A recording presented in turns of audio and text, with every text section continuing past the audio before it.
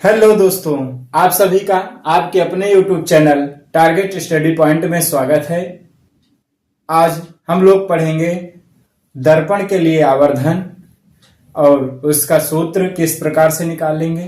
तो आइए देखते हैं। सबसे पहले जानेंगे आवर्धन क्या होता है। तो आइए, आवर्धन क्या होता है, यानी जब प्रतिबिंब की लंबाई और वस्तु की लंबाई का अनुपात निकाला जाता है तो उसी को जो है आवर्धन कहा जाता है। यानी आवर्धन m बराबर प्रतिबिंब की लंबाई I और बटा वस्तु की लंबाई O। ठीक है। अब आवर्धन के कुछ कंडीशंस हैं।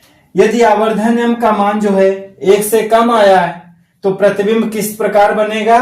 छोटा बनेगा। यदि आवर्धन m का मान 1 से बड़ा आया, 1 से ज्यादा आया तो प्रतिबिंब कैसा बनेगा?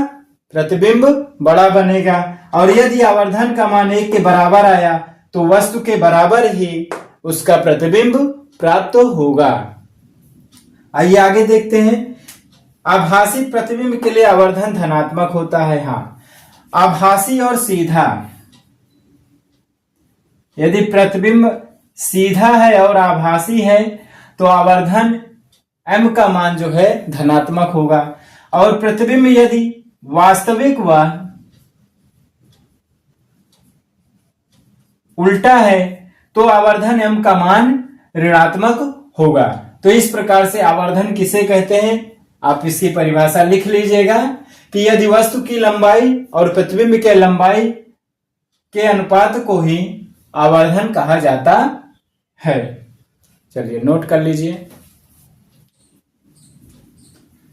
तो आइए अब देखते हैं आवर्धन के लिए सूत्र। तो सबसे पहले एक चित्र बना लेते हैं। इसमें क्या है, एक वस्तु रखी गई AB और AB से चलने वाली प्रकाश की किरणें मुख्य अक्ष के समांतर जा रही तो वह फोकस से होकर आ रही है, वक्रता केंद्र से जा रही तो उसी मार्ग में वापस लौट आ रही है। और एक किरण जो है हम ले लें ध्रुव से, और जब ध्रुव से जाती है तो वह भी उसी माध्यम में वापस लौट आती है। और यहाँ पर जो कोण बनता है, कोण I और R, इसको हम परावर्तन कोण कहते हैं। यह कोण क्या होता है? बराबर होता है। यानी परावर्तन के नियम से क्या देखेंगे,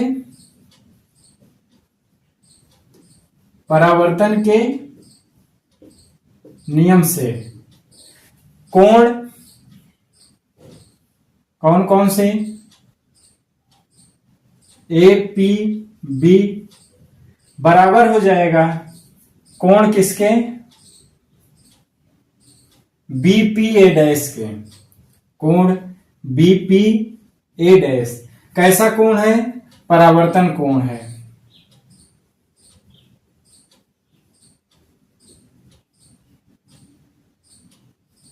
ये कैसे कोण है? परावर्तन कोण है। और यहां पर एक दूसरा कोण है, क्या? कौन सा कोण?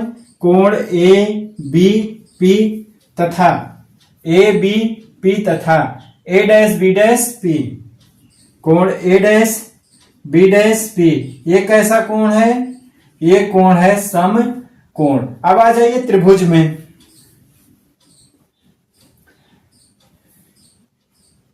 किस त्रिभुज में आ जाए?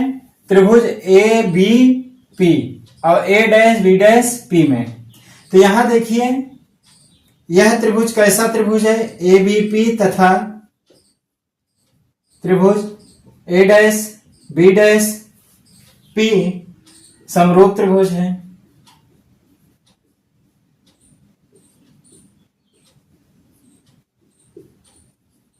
जब यह त्रिभुज समरूप है तो इसके अनुपातिक भाग क्या होंगे? बराबर होंगे। अनुपातिक भाग देखिए, तो इसके अनुपातिक भाग यानी A डैश B डैश बटा AB, A dash B dash बटा AB बराबर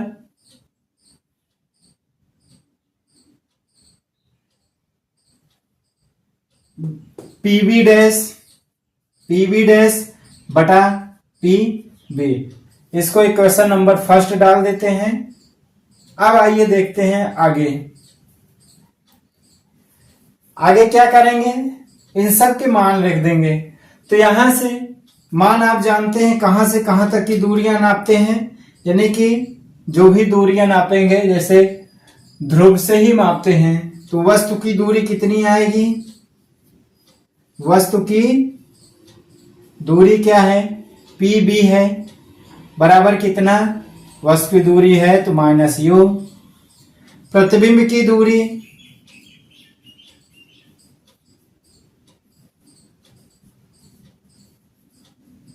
प्रतिबिंब की दूरी कितनी है? PB डैश है, तो PB डैश कितना है? प्रतिबिंब की दूरी को B से लिखते हैं, यानी कि माइनस का V। और क्या है? वस्तु की लंबाई, यहां लिख दे रहा हूं, वस्तु की लंबाई, तो वस्तु की लंबाई क्या है? AB है, कितना होता है? ऑब्जेक्ट O लिख देते हैं। प्रतिबिंब की लंबाई,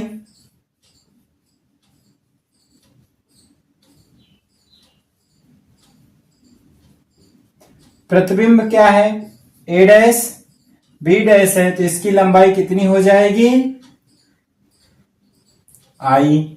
अब ये सारे मान जो है समीकरण 1 में रख दीजिए, तो A डैश B डैश यानी I बटा AB यानी O बराबर, अच्छा हाँ, इसको भी चिन्ह परिपाटी के अनुसार लिखेंगे, तो इसमें वस्तु की दूरी तो पॉजिटिव होगी, लेकिन प्रतिबिंब की दूरी, प्रतिबिंब की लंबाई किस में आएगी? निगेटिव में आएगी, तो I हो जाएगा। तो I निगेटिव में रहेगा, बाकी पॉजिटिव, और यहां पर माइनस का V ऊपर, PB डैश है और बटे में PB है, तो माइनस का U।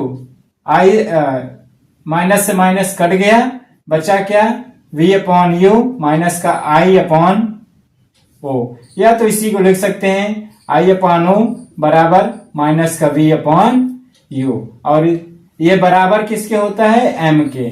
और यही आपका मैग्निफिकेशन का सूत्र है, आवर्धन के लिए सूत्र है। चलिए एक बार फिर देख लीजिए कि आवर्धन के लिए सूत्र कैसे निकालेंगे।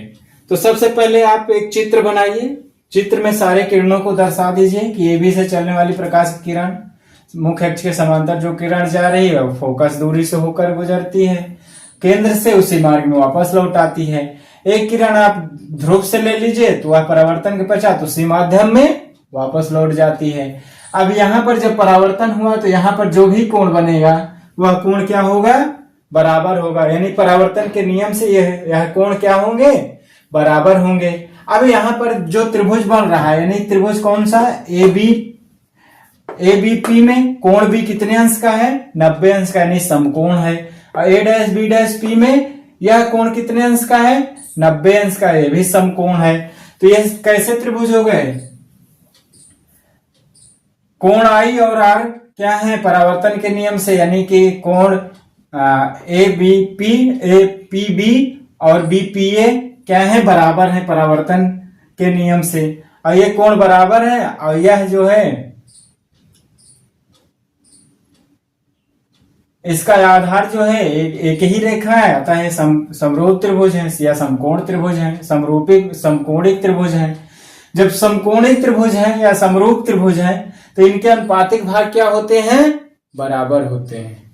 तो अनुपातिक भाग बराबर है, इसलिए इसका वस्तु के साथ प्रतिबिंब का अनुपात निकाल लेंगे और आधार के साथ आधार का अनुपात निकाल लेंगे। तो वस्तु प्रतिबिंब का अनुपात क्या है? A डैश B डैश है प्रतिबिंब की लंबाई बटा वस्तु की लंबाई AB बराबर प्रतिबिंब की दूरी BP डैश बटा वस्तु की दूरी BP।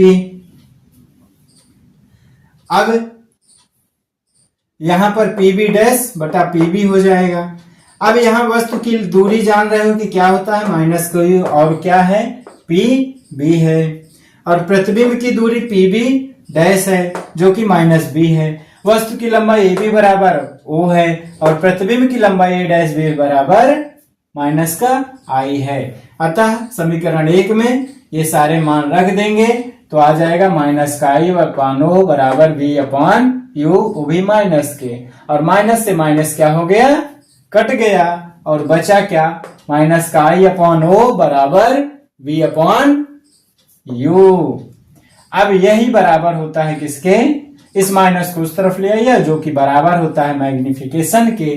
तो अतः इसलिए इस प्रकार से आपका आवर्धन के लिए सूत्र प्राप्त होता है। नोट कर लीजिए।